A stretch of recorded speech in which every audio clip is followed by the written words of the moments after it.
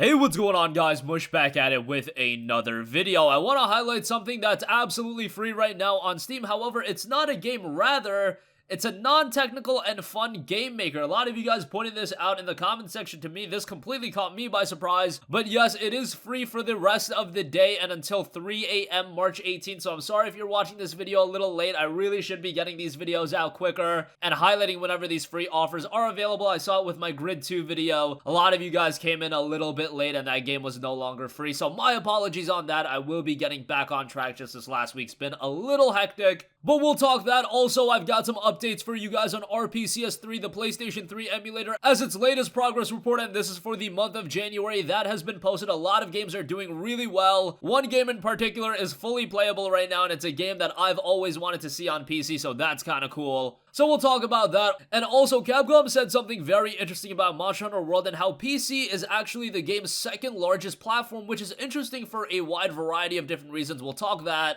And I'll round out this video by taking a look at a great Ubisoft week sale that Humble is running right now. A lot of great deals as a part of that, new lows on a lot of titles, and some hidden gems on sale as well, so we'll talk that at the end of this video. First up, the free thing you can get right now is Game Guru over on Steam. Now again, this isn't a free game, rather it's software. However, Game Guru is a non-technical and fun game maker. It allows you to build your own game world using creative and enjoyable tools, populate your game by placing down characters, weapons, and other game items, then press one button to build your game ready to play and share. So it's typically actually a reasonable price, but right now you can get it free, and it's free until March 18th at 3 a.m. So hopefully you guys are watching this and you can take advantage of it really quickly. It's not like Steam was really promoting Game Guru as free content, but it is free right now. And in the About section, they do tout that our mission is to create the easiest and most enjoyable game creator. Join us and our great and enthusiastic community on this journey. Imagine creating a world that you and your friends come together and play, and creating it could be a matter of minutes with no technical jiggery-pockery needed at all. Of course, you can happily spend hours, days, even weeks creating your masterpiece. The great thing about Game Guru is that you won't be held up by learning strange alien languages or using complex modeling tools. The time you spend with Game Guru is all about creating and having fun while doing it. The recent reviews do have a mixed reception at 61% based off on 49 user reviews. All-time reviews have it 73% mostly positive, and that's on 1,172 reviews. This did release all the way back in May of 2015, so probably a little bit dated at this point, but it has been updated as well. There's also the Game Guru Fantasy Bundle, which includes the Fantasy Pack and the Mega Pack 2 on top of the base thing, and there's a bunch of other bundles as well. So if you do want to invest more money, you can definitely do so. They even have a Creators Collection Bundle that's $92, and then the Game Guru Unlimited Bundle, which is $91. So if you do want to spend money, you can definitely do that. But the base software is free right now, so check it out, add it to your library, and it's yours to own forever. Next up, RPCS3, the PlayStation 3 emulator, just posted its January 2019 progress report, and it continues to make some immense strides. Again, this is the PlayStation 3 emulator, and they've gotten a lot of support over on Patreon, so that's how this is really coming to fruition. And they've made some massive progress with January's update. Specifically,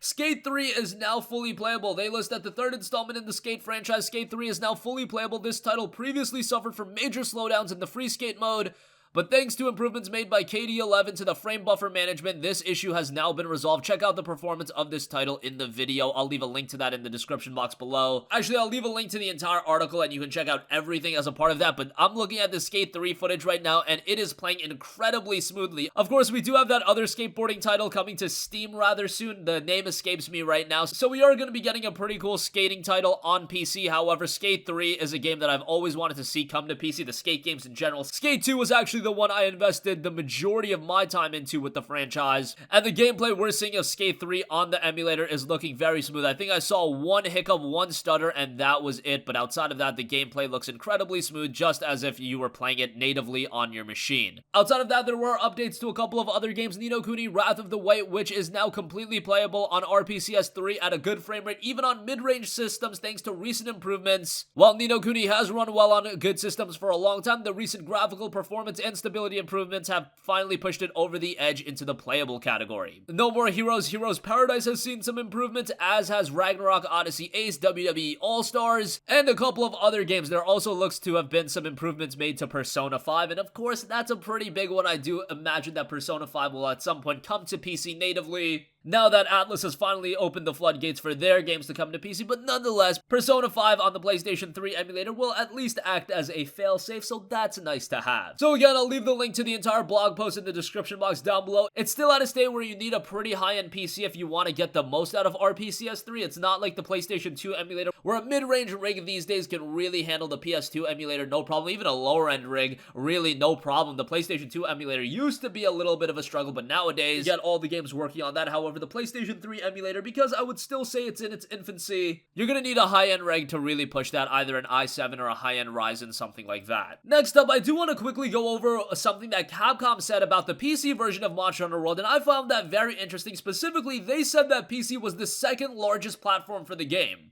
Capcom's marketing director Antoine Moulin said this: "Without getting into details, it's the second biggest one for Monster Hunter World amongst all platforms, therefore incredibly important." He continued talking about MH World on PC, saying it helped a lot boosting the overall performance. While we always try to treat our various audiences the same way, the Monster Hunter World console versions were the lead platforms and PC had to be released at a later date. This actually helped as the PC version has had its own window for promotion, PR, marketing. Some countries like Germany or Russia also performed extremely well on the PC front. All of this really increased our success in Europe. And he also talked about Iceborne a little bit. We have announced Monster Hunter World Iceborne, and we'll have more news to share about it in the future. Given the success of Monster Hunter World, it will be a key project for us. Unfortunately, Monster Hunter Iceborne will be released on PC later than the console version. That's a little bit of a bummer. But why this is so interesting to me, and he mentioned it, is that Monster Hunter World was actually released after on PC compared to the console version. It wasn't even like 2 or 3 months. It was like 7 months after. The console version came in January, and then the PC version didn't release until August. So that is a sizable window between the release, and yet the PC version of Monster Hunter World is still the second largest platform. And hey, if the game released day and day with the PS4 version,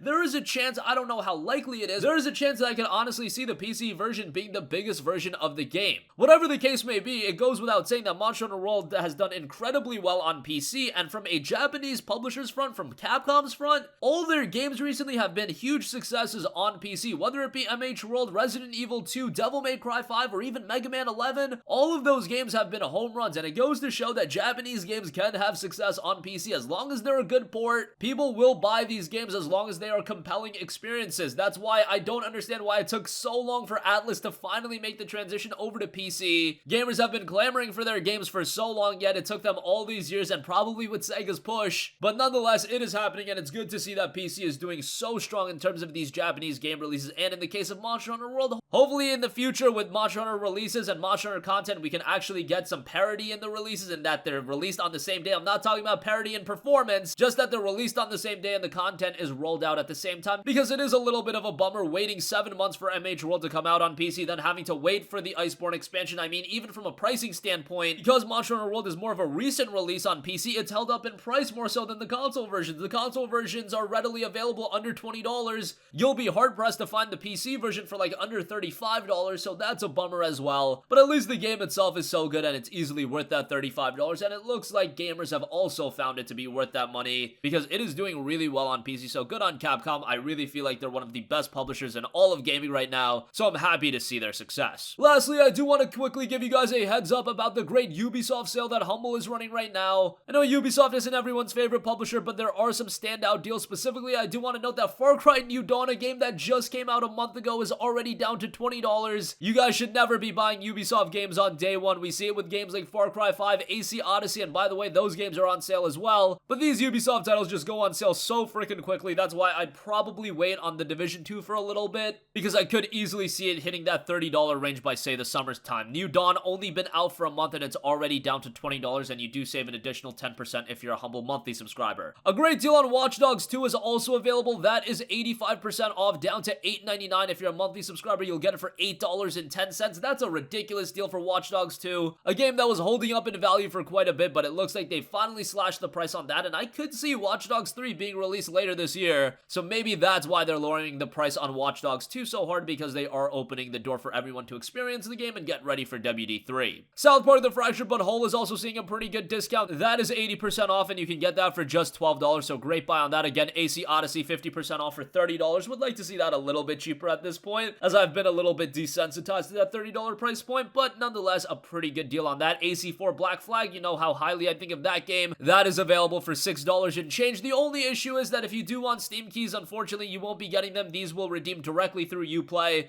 But even if you go through Steam, if you buy a game on Steam that's from Ubisoft, you still have to go through Uplay. You'll just have the game in your Steam library. You'll get Steam hours and I believe Steam trading cards as well. So that's definitely a nice incentive, but considering games like Watch Dogs 2 and Far Cry New Dawn being super cheap, I think you can forego on that to save a little bit of money. I will leave a link in the description box down below, and of course I am partnered with Humble, so I do get a little bit of a kickback and I definitely appreciate that. And that's gonna conclude this video, guys. Again, Game Guru is available free for the rest of the day. It won't be available for free anymore on March 18th at 3 a.m., so you guys should have a couple of hours to take advantage of that. RPCS3 continues to make some strides. Monster Hunter World is a pretty big success on PC, even with a delayed release. It is the second largest platform for the game. And again, a great Ubisoft week sale is running on Humble right now. Check that out, link in the description box down below. That's gonna wrap up this one, guys. If you have a request for a future video, you can leave that in the comment section down below, and I will catch you guys in the next one. Peace out. Hey, what's going on, guys? Mush here again. Hope you enjoyed the video. As you guys might know, YouTube's notification system is sometimes a little bit wonky, even if you're subscribed to the channel. Maybe you're not abundantly aware that I uploaded a video. To remedy that situation, make sure you hit the bell notification button. This way, whenever I upload a new video, and I try to upload as consistently as possible, you will be notified directly of the upload, and you can watch it as soon as it goes live. I would really appreciate it if you guys hit that button, so you can stay up to date with all of the content I'm posting. But as always, guys, thanks for watching, and I'll catch you guys in the next one. Peace out.